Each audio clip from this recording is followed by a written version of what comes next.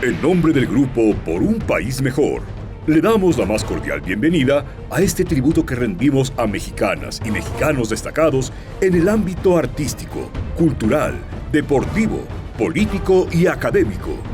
Bienvenidos a este programa que va al reencuentro con México. Emma García Campos nació en la Ciudad de México el 6 de octubre de 1977. Se graduó como cirujano dentista en la Universidad Nacional Autónoma de México e hizo la maestría en Ciencias Odontológicas. Ella cuenta con la especialidad en trastornos del sueño y está certificada por la Sociedad Española de Medicina Oral del Sueño. Doctora García Campos, ¿qué son las apneas del sueño? Las apneas de sueño son las pausas respiratorias donde el paciente deja completamente de respirar más de 10 segundos.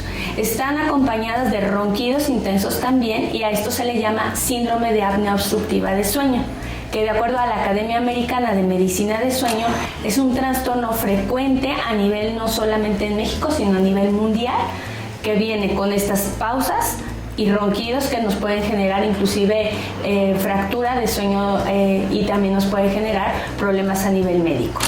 ¿Qué tan peligrosas pueden ser?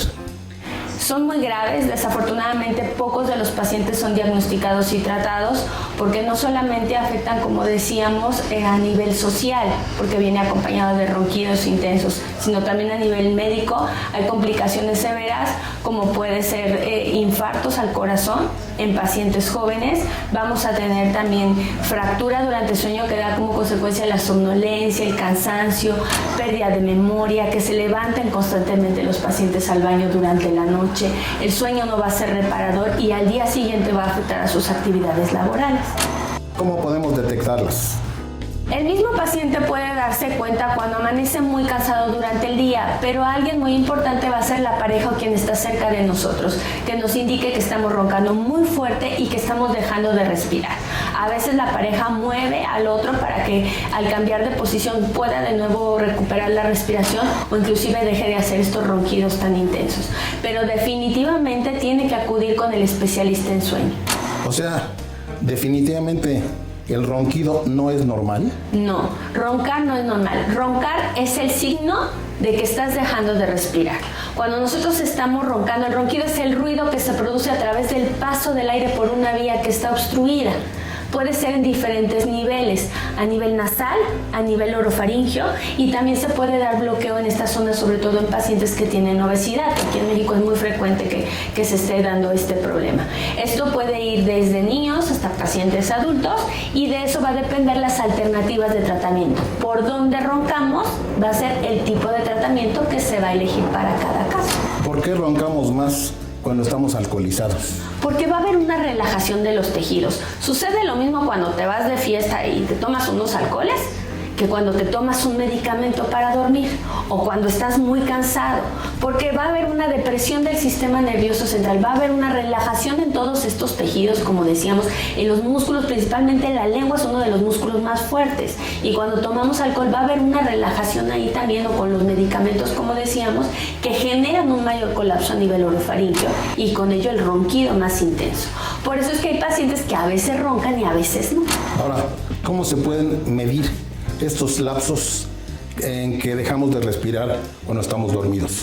Hay un estudio que se llama polisomnografía nocturna, que es el estudio nocturno de sueño, donde el paciente se queda en una clínica de sueño. Tiene que ser una clínica con especialistas en trastornos de sueño. No puedes acudir a cualquier lugar a hacerte este estudio de laboratorio. Entonces, durante este estudio de sueño se checan diferentes parámetros a nivel cerebral, que es el electroencefalograma, el electrocardiograma, actividad respiratoria, donde a través de unas bandas torácicas y unas bandas abdominales podemos medir el esfuerzo respiratorio y ahí es donde se checan las apneas, también con un oxímetro, también con una cánula nasal. Entonces, todos estos parámetros en conjunto se miden durante la noche y allí podemos evaluar si el paciente está presentando eventos de apneas, de hipoapneas, cuánto duran y cuántas son durante la noche, para poder determinar si el problema es apnea leve, moderado o severo. ¿Las apneas pueden ser progresivas? Sí, desafortunadamente el problema va avanzando con el tiempo, tiene que ver mucho la edad, tiene que ver mucho si es hombre o es mujer, ¿sí? Y definitivamente cuando va pasando el tiempo los tejidos se hacen más flácidos, tendemos a subir más de peso, entonces el problema se va haciendo progresivo si no se controla. Esto definitivamente no es algo que se elimine, es algo que se controla y se controla a través de diferentes alternativas terapéuticas. O sea, la obesidad ¿es parte de este problema? Por supuesto. Si el paciente está obeso, es un factor de riesgo para elevar el problema respiratorio. Si nosotros bajamos de peso, va a ayudar muchísimo, por supuesto, pero no va a ser lo único, porque tenemos pacientes muy delgaditos con apneas severas y pacientes obesos, a lo mejor con una apnea leve o una apnea moderada. Entonces, por supuesto que si mejora su peso, va a ayudar a que la vía aérea se abra, sí, pero no va a ser lo único. La maestra García Campos forma parte del equipo multidisciplinario de la Clínica de Trastornos del Sueño de nuestra máxima casa de estudios y es fundadora de la Academia Mexicana de Medicina del Sueño. Ha realizado diversas investigaciones sobre trastornos del sueño que ocasionan las apneas y es coordinadora en el manejo clínico de pacientes con ronquido. Doctora, cuando se diagnostica que las apneas son graves, ¿qué hacer? Esto lo hace el especialista en sueño. Entonces, dependiendo, hay que saber inclusive si el paciente necesita además oxígeno durante la noche. Ya una vez que se determina, vamos a hacer una valoración clínica. ¿Cuáles son los sitios principales de obstrucción? Entonces, en base a eso, se decide cuál es la alternativa terapéutica. Existe una de las alternativas terapéuticas que nosotros consideramos como estándar de oro. Es la primera alternativa para el síndrome de apnea de sueño, desde un problema leve hasta una apnea severa. Pero en el caso de apnea severa, no nos vamos a ir con alternativas simples, nos tenemos que ir a lo drástico. Entonces, el dispositivo de presión positiva continua, llamado también CPAP o APAP, es un aparatito parecido como una aspiradora, pero al revés, y a través de presión de aire libera todo lo que está generando obstrucción en ese tubo respiratorio. Por eso es que es la única alternativa de tratamiento que funciona el 99%, vamos a decir así. ¿Sí? A través de una mascarilla que se coloca el paciente solamente durante el sueño, va conectado a una manguera y esto va conectado a un compresor que la mayoría ya tiene un humidificador para regular que el aire sea más frío o caliente. Entonces, a través de esa presión de aire, libera todo lo que se encuentra obstruyendo la vía, disminuyendo las apneas en un gran porcentaje. Tenemos nosotros que disminuirlas menos de 5 eventos por hora de sueño, que eso es lo normal. Cuando una apnea severa se considera más de 30 eventos. Tenemos pacientes que tienen 70, 80 eventos por hora de sueño. Entonces, si nosotros logramos reducir a 5 eventos por hora de sueño con este tipo de dispositivos, no solo vamos a mejorar la vida al día siguiente del paciente, porque no va a estar somnoliento, no va a estar cansado. De hecho, el paciente, los cambios son drásticos. Al día siguiente ya nota mejoría. ¿El tabaquismo es un factor importante? Por supuesto, es un factor muy importante, sobre todo para la apnea de sueño, y cuesta mucho trabajo. Además de todas las otras cuestiones que trae el tabaquismo, lo que va a generar es que cuando el paciente está fumando, sobre todo cerca de la hora de dormir, inflama todos esos tejidos por el mismo calor, a nivel nasal también. Entonces, estos espacios respiratorios se van a reducir. Tenemos una investigación que hicimos con posgrado de la Facultad de Odontología de pacientes fumadores y no fumadores con apnea de sueño. Se midieron niveles de nicotinina en la orina y lo que se observó es que el paciente que disminuye el tabaquismo le va a ir mucho mejor, aunque tenga un tratamiento para la apnea, que aquel que no quiere dejar de fumar. Aún con el tratamiento para la apnea, los resultados no van a ser tan favorables. ¿Qué tan importante es que detectemos esta anomalía para dormir, estos ronquidos, que los detectemos a tiempo? Importantísimo, por eso es muy bueno este tipo de programas, porque necesitamos hacer una conciencia tanto en el paciente, que es un problema médico importante. Creemos que alguien que ronca está durmiendo rico y no, alguien que ronca se está ahogando. Entonces es muy importante que acuda con el especialista en sueño, que identifiquemos también como especialistas, como el área clínica, porque tristemente hay mismos especialistas médicos que ni siquiera saben que esto es un problema de salud o no saben que hay clínicas donde deben acudir. acudir. No existe un especialista enfocado en medicina de sueño. Somos un grupo grande. Dentro de los especialistas en trastornos de sueño hay otorrinos, neurólogos, neumólogos, biólogos, psicólogos, psiquiatras. Yo que me encuentro dentro de la parte odontológica. Es un equipo muy grande que podemos atender distintos trastornos de sueño desde diferentes áreas para brindarle al paciente diferentes alternativas de tratamiento conjuntas. En el caso de los niños, ¿se dan estas apneas? Sí, es peligrosísimo. Un niño que ronca, de hecho desde casa, cuando tenemos un pequeñito que ronca, hay que tener cuidado. Hay de preferencia es acudir inmediatamente al otorrino, que es como lo que tenemos más contacto, porque hay que valorar qué es lo que sucede. Cuando un niño está roncando, está generando también, como en el adulto, fractura de sueño, pero además recordemos que en el niño, durante el sueño, se secreta la hormona de crecimiento. Entonces, al secretarse esta hormona, y si se secreta de una manera no adecuada por estas fracturas que se están dando como consecuencia de los ronquidos y peor de las apneas, nos puede generar muchos cambios en el niño. A diferencia del adulto, los niños que tienen apnea de sueño son niños hiperactivos, están siempre de mal humor. ¿Sí? Son niños gorditos, pero no necesariamente, porque puede ser que las amígdalas estén muy grandotas y sea lo que impide respirar. El paladar a nivel odontológico se va a hacer ojival y entonces nos va a traer muchas consecuencias a nivel dental. ¿Son frecuentes estos paros respiratorios por apneas? Sí, desafortunadamente se da muchísimo. A veces decimos, ay, murió dormido, ¿no? Y quiere decir que estos infartos que se pudieron dar en muchos casos tienen que ver con las apneas no controladas durante el sueño. Recordemos que este problema no se elimina, se controla. Es un tratamiento mecánico que nos permite que se eviten durante el sueño para que cuando estemos más relajados podamos controlar esa respiración, que a diferencia durante el día, en la noche no controlamos la respiración. Durante el día hay otros mecanismos distintos que suceden y que si nosotros nos estamos ahogando en el día lo sabemos, pero en la noche no. O sea que cuando decimos murió tranquilamente, ya no despertó, ¿pudo haber sido producto de una apnea? Por supuesto, pudo haber sido un evento de apnea de sueño no controlado. ¿Qué tan adelantados estamos en sueño para la preparación, la capacitación de especialistas en trastornos del sueño? En México no existen tantas clínicas de sueño con gente certificada. En realidad la clínica más viejita es la de la UNAM y tiene 20 años, para que más o menos nos demos una idea, pero cada vez hay más interés por este tema. Entonces, esto a nivel mundial pues cada vez es mayor porque la prevalencia de estos trastornos pues es cada vez más y se ha visto todas las consecuencias médicas y sociales que representa. En México cada vez estamos capacitándonos más, informándonos más sobre este tema y sobre todo que la gente está siendo ya consciente que es un problema de salud. ¿Se tiene idea de qué porcentaje de la población roncamos, que puede ser el inicio de las apneas? En México se hizo un estudio que es el estudio Platino en el Instituto Nacional de Enfermedades Respiratorias y más o menos se ve que el 40% de la población tiene este padecimiento. Se observó también que roncan más los hombres que las mujeres entre los 30 y los 60 años de edad. ¿Por qué? ¿Por qué roncan más los hombres que las mujeres?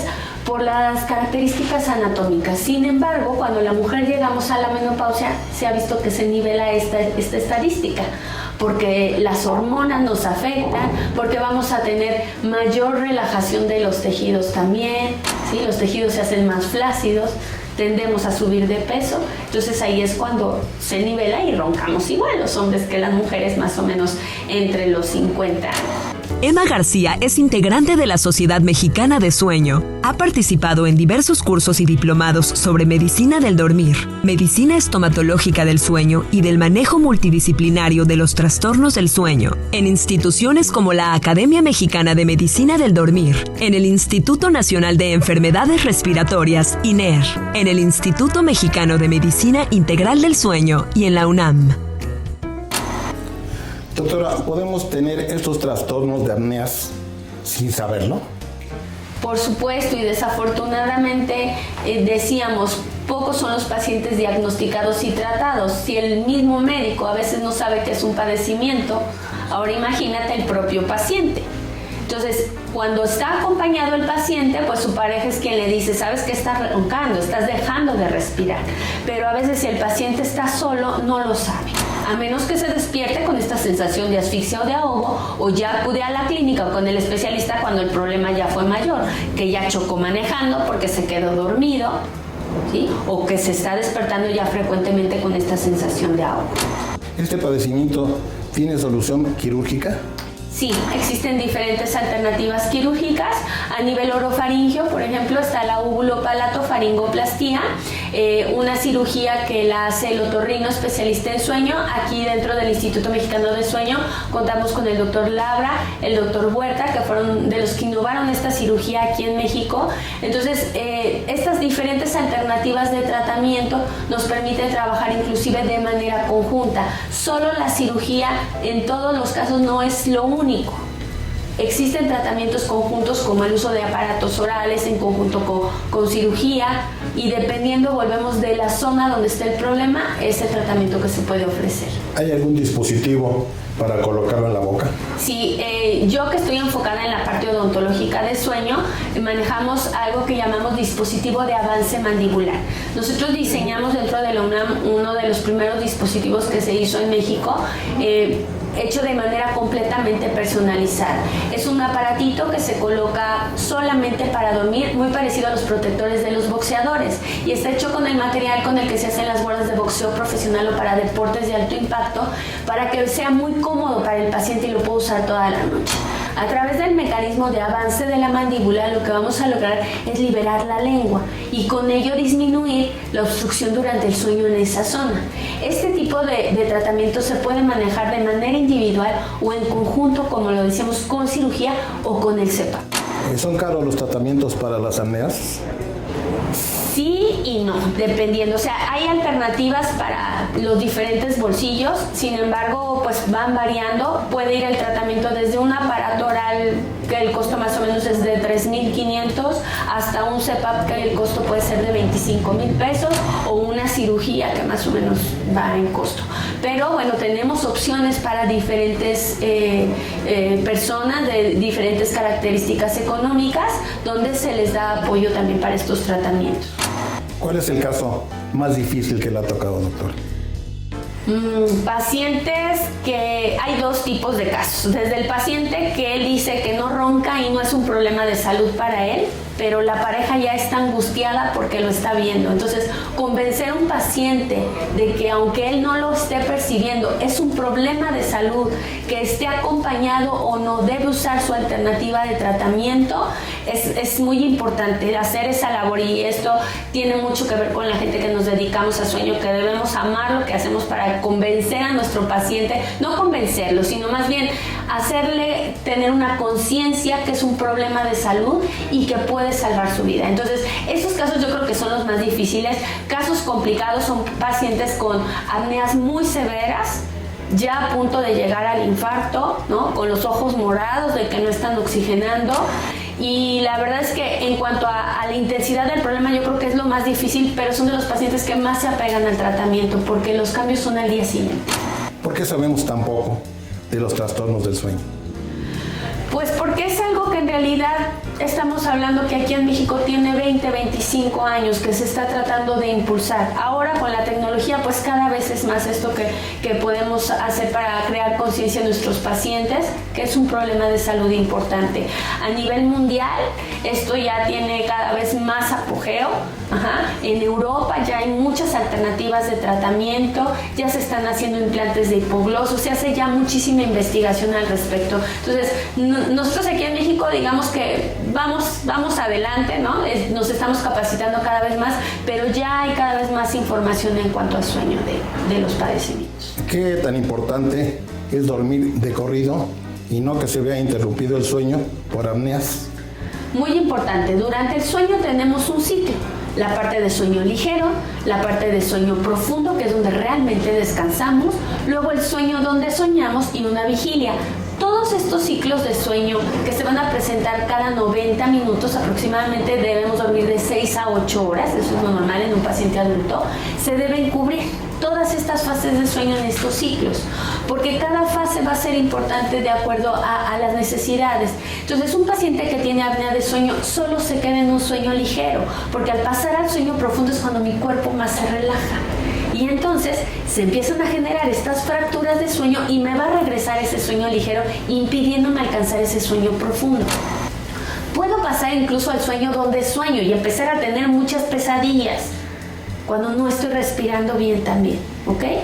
Y si tengo poquito sueño profundo, mucho sueño ligero y además estoy con pesadillas constantes, pues al día siguiente voy a sentir que no descanso. Ahora hay pacientes que dicen, yo duermo 10 horas. A mí no me sirve que un paciente duerma 10 horas si las va a dormir fracturadas como consecuencia del ronquido, de la apnea, del bruxismo también, que es este apretamiento y rechinamiento de los dientes, o pacientes que les brincan las piernas también, o que dan patadas o manotazos. Todos estos son trastornos de sueño que se evalúan durante el estudio para saber qué pasa. Entonces, si mi sueño se encuentra fracturado, así duerma 10 horas va a ser un sueño malo. Yo quiero que mi paciente duerma 6 horas, pero con un sueño reparado. ¿Tenemos solución los que roncamos? Por supuesto que sí. Hay muchas alternativas ya de tratamiento. Aquí en México contamos con especialistas en sueño, desde otorrinos, especialistas, la parte odontológica que cada vez está teniendo más auge con el uso de dispositivos orales para el control del ronquido. Tenemos dispositivos de CPAP, donde el neumólogo es el que puede manejar más este tipo de tratamientos. Entonces, por supuesto que si hay alternativas de tratamiento, no es algo de decir, chin, pues ya tengo esto y así, ¿no? Hasta donde llegue, ¿no? Podemos mejorar la calidad no solamente de sueño, sino la calidad de vida de nuestros pacientes. Doctora, muchísimas gracias. Un placer. Muchas gracias. Esto ha sido Reencuentro con México. Yo soy Juan Manuel Rentería. Hasta la próxima.